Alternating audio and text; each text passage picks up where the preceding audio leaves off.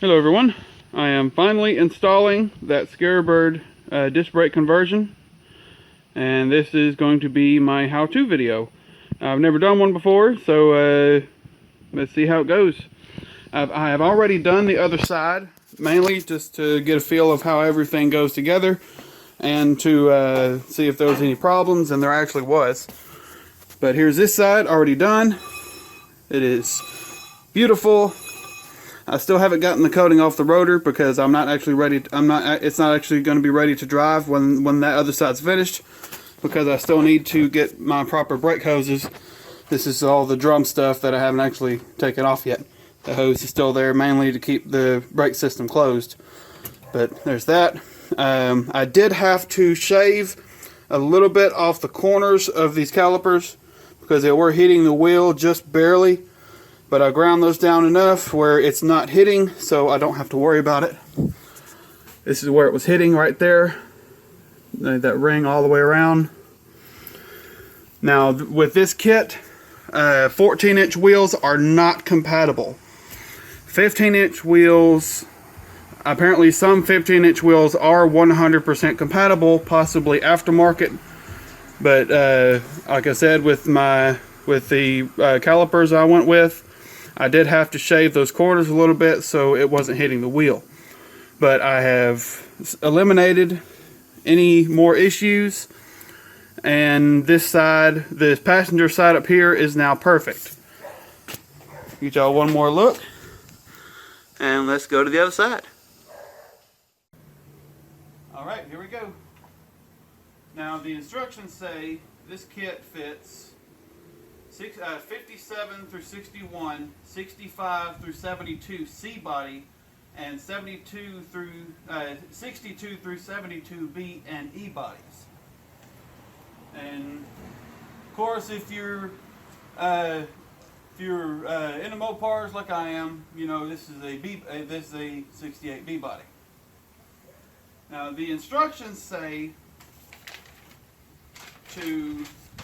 that the front rotors are to be off a 70 to 72 Ford Galaxy, calipers off a 94 to 99 Dodge Ram half-ton, or 92 through 99 GMC or Chevrolet half-ton. And the pads also for the appropriate 94 to 99 Ram or 92 through 99 Chevy or GMC. If you get the caliper from the Ram, you need the pads from the Ram. Now the hoses, they give you 3 different lengths. I don't know which one I need yet because I just haven't done my measurements from having the other side on, but they give you a 12-inch, 15-inch, and a 17-inch. All different ones, and if y'all want a copy of this, I have it scanned into my computer as a PDF file, and I can email it to you. You can find me on Facebook. You can leave your email in the comment, or you can send me an email from my email in the description for this video, and I can send you a copy of it. Then you can have all your parts ready, and then you can get the kit directly from Scarebird, and then you're good to go. Now it says for the bearings, to get them from from the inner bearing from a 70 to 72 Plymouth Fury, and the outer bearing from a 65 to 72 Fury as well. But I looked up the part numbers, and they're identical. So I was able to use the since mine were in good shape, I was able to use the bearings that I had already on here for the drum. So if yours aren't worn out and you're a little tight on money, so you're having to reuse parts, the bearings are some you can reuse on the 68, probably through 68 through 70, and probably more. You would have to just look up your own application, cross the numbers between the Fury and your own vehicle to make sure that they're the same or not. And then the wheel seals you need for the wheel seal to go in the rotor, inside the rotor right here, you need for the 70 to 72 Ford Galaxy as well. And then the dust cap, right, this dust cap right here says for the Ford Galaxy, but I was able to reuse the one I had on here as well. So some parts you can reuse, but a lot of it you don't reuse. But let's put these instructions away and let's get started. I haven't done anything to this side yet, so we're going from scratch, taking everything apart. Tools I have are an 11/16 socket, a swivel, a 15/16, a crescent wrench, and some needle nose and a few other things. But another thing you need, since you're messing with a lot of grease in here, you need plenty of shop rags, and thankfully I've got plenty. There's my flathead right here, and let's go.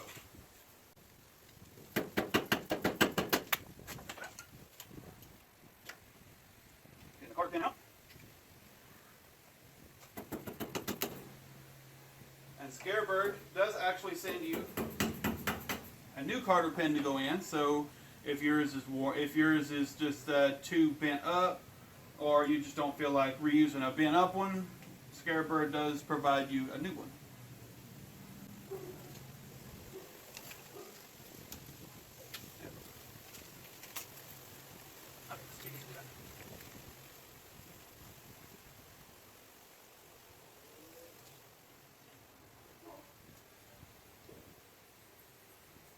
There's that. Trying to wipe off and clean as you go, so you don't have this bearing grease going just everywhere.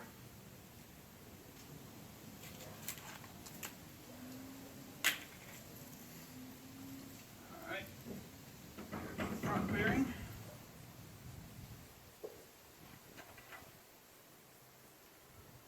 When you get the bearings off, you want to inspect them.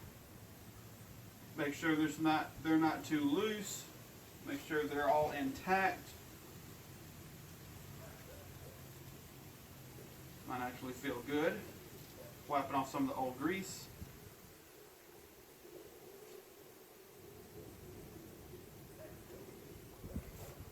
There's the front.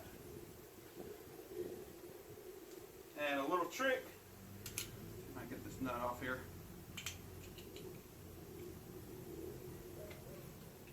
There we go. Little trick to get the rear seal out is after you have the front bearing off, put this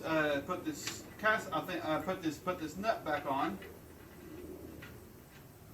Just a few threads. They don't have to be all the way, and then pull it off, and then bam, and it's off.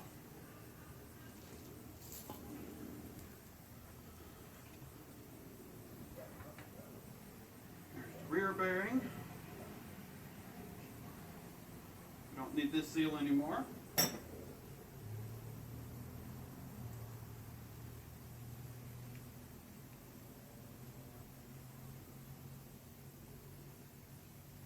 And this bearing looks good. It doesn't have any excess movement in it, and it feels good, so we can reuse that one. I'm going to get a new rag. Wipe this off. Nut back off. We want to get all that old grease off because you already got some new stuff inside the rotor.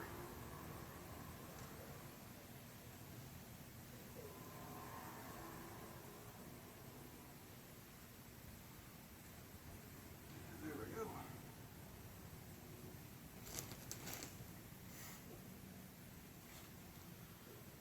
Okay, now to take the drum backing plate off. The top nut, the top bolt is the nut on this back side is an 11/16 or a 17, and it does not have a carder pin going through it, so you can just go ahead and get that off.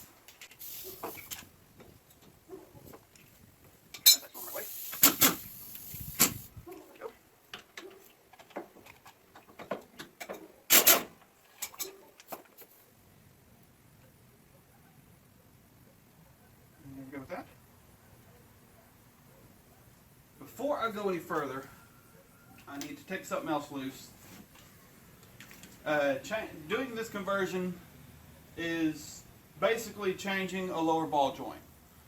So to change the lower ball joint, you got to take all the pressure off the torsion bar, so you have to loosen your rod height adjusters or torsion bar adjusters, whatever you want to call it. And thankfully for me, I have rebuilt my front suspension, so they have been off before. If your vehicle has not been messed with and nobody's touched the adjusters, when you go to mess with them, there's a good chance that you're probably going to break them. Not because you want to, just because they just are not moving, just from all the rust and grit and stuff on there. So be careful taking these off. You can try using a torch to heat up the block that the adjuster screw goes through to try to loosen it up.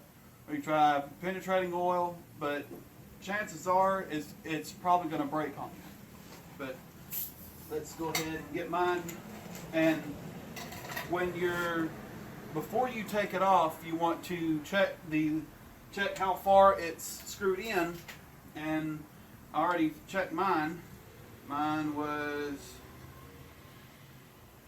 let's set that so I don't have to think about it anymore. Mine was at 22.73 millimeters. And you can use a caliper to check that. You can use other methods, but a caliper is the easiest way. So it's exact, and you can set your rod height back to exactly the way it was. But we got that set, so let's get that.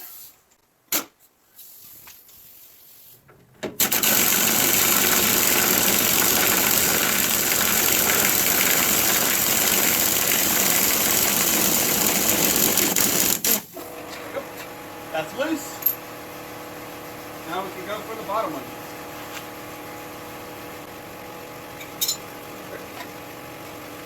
Oh, I get that board.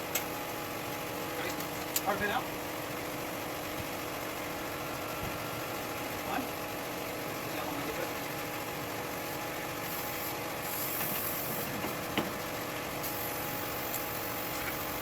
Can you float?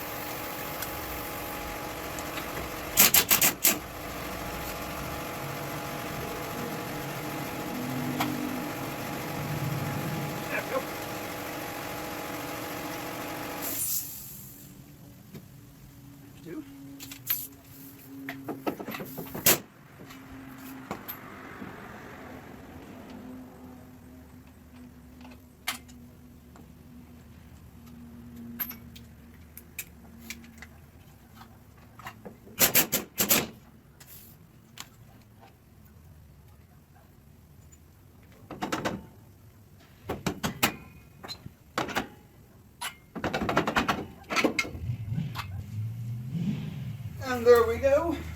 It is, backing plate is officially off, and we can set that down to the side. Or you can, if you already have your brake lines, you can just cut it, unbolt it, set it aside. But I don't want to break open my system yet, so it's going to stay like that. See, here's the lower ball joint. Let's get that out of the way. Lower ball joint is right here, so to replace the lower ball joint, I would just have to unbolt it from the tie rod and unbolt it from the lower control arm, and there we go, it's off. But mine's good, I don't have to worry about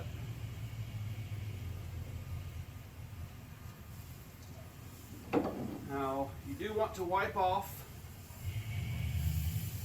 the spindle here, get all the old grease off, and that still looks nice.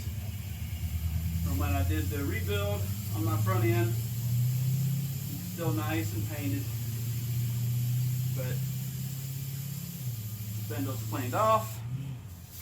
Now you're going to install the bracket. According to the way the instructions have it,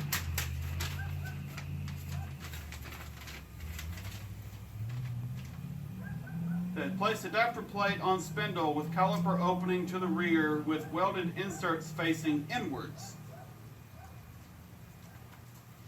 So you want, it has a recess right here, you want that facing inwards against the spindle. and the caliper opening will be towards the rear.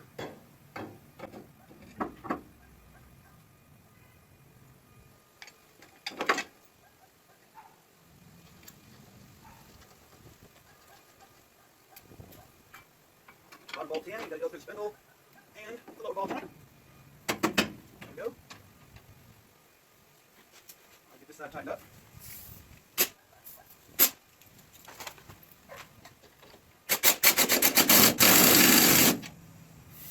Now there's probably a proper torque to actually torque these two, but I'm confident in my impact, and I've been working on cars for a little while, so you kind of get a feel for it. But you want to make sure these bolts are tight enough to make sure this bracket is not going to move or shear off the or shear through these bolts when you're trying to stop. But that's good on that one. Where'd my other one go? There you are. Got the top one in.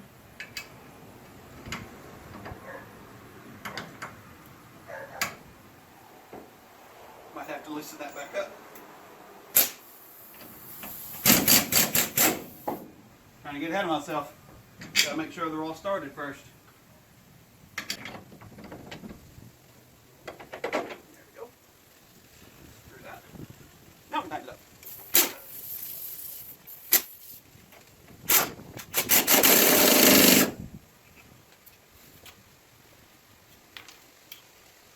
Bottom nut tightened up.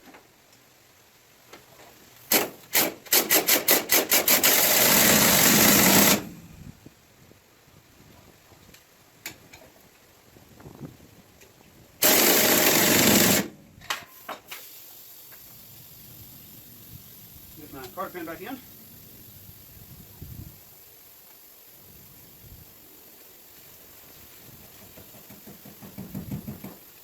Actually, back that nut off just a fraction to get that through.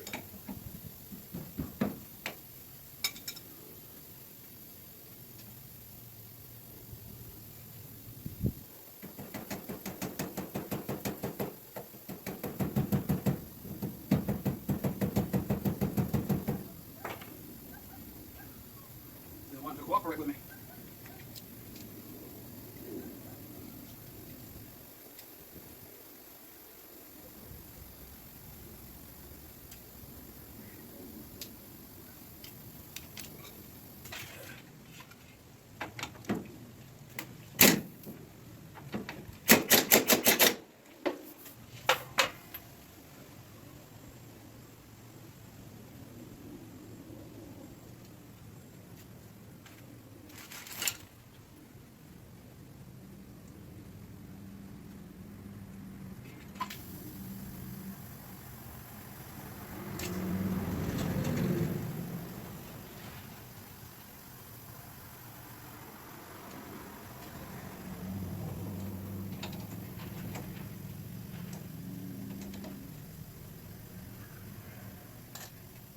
Okay, that took longer than expected.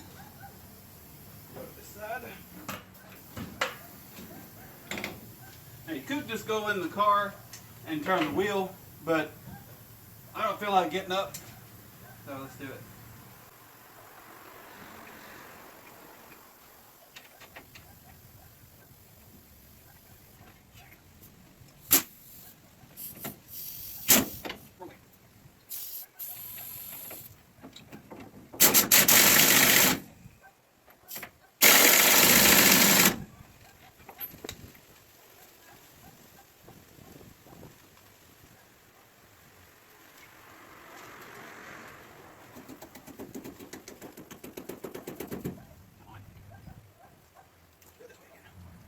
Our pins are not wanting to cooperate.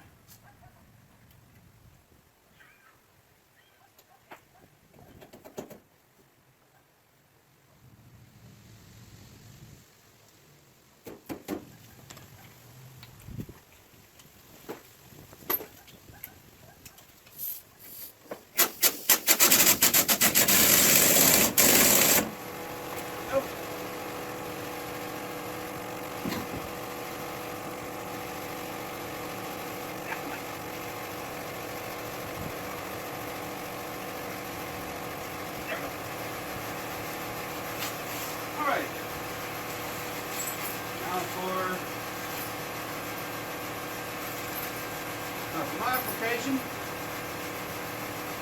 they have this little spacer right here that goes on the spindle like that. Instead, if it's too loose,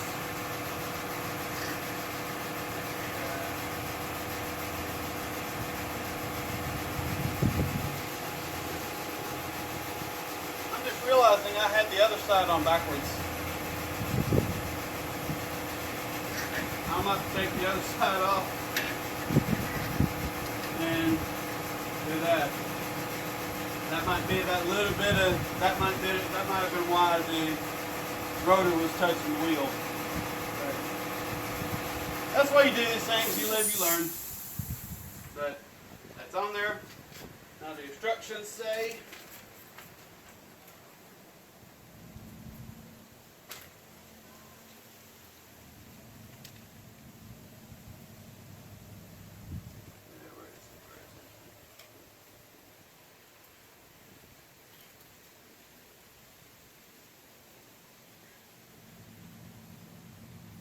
place supplied bearing spacer, which is what that was, onto the spindle stub. If bearing spacer is too tight, you can heat in oven at 450 degrees for 20 minutes, set on spindle and let cool. If loose, use a couple of drops of Loctite. Assemble rotor onto spindle. But that's on there. I think it's fine. Don't have to worry about any Loctite with that. But here's our rear bearing. There's the seal. The rubber mallet for this.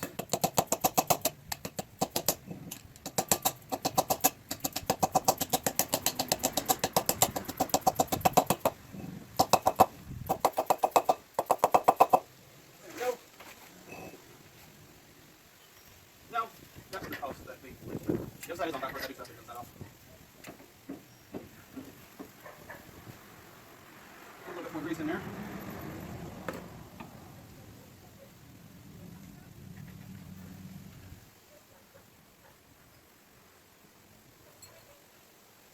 Down there.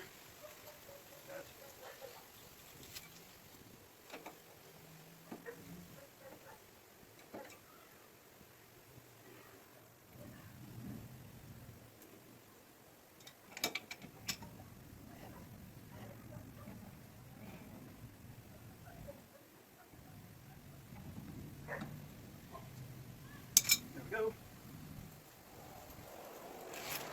You want to do our fans?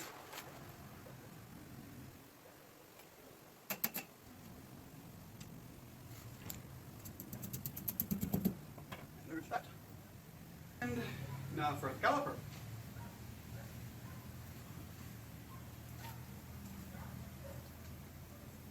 The caliper is held on with just some these caliper bolts, and bolts directly onto this bracket right here. And the hex inside of the bolt is a 3/8 Allen key. So you can use a Allen key little socket right here, or you can use just a plain Allen key. I have an Allen key socket, so that's what I'm using.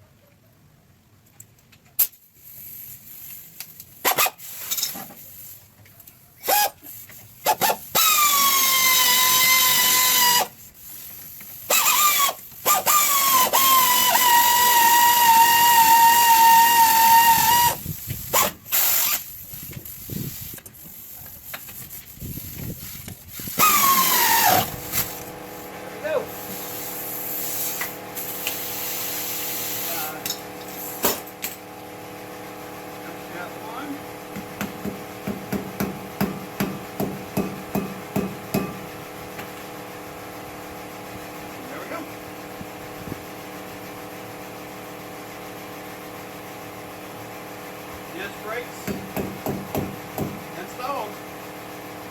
Now I still need to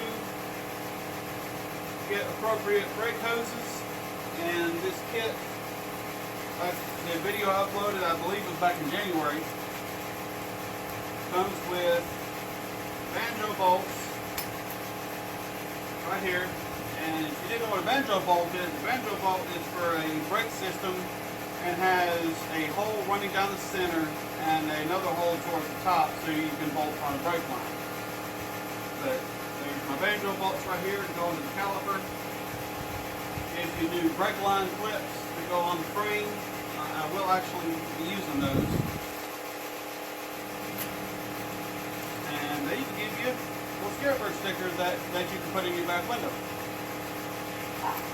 But there it is. Disc brakes are installed. I still need to get some rubbing alcohol or something after the surface of this rotor to get all that rust preventative coating off. But it is on. Everything looks good. Cannot wait to drive this thing for the first time with disc brakes on it. But there you go. There's the installation.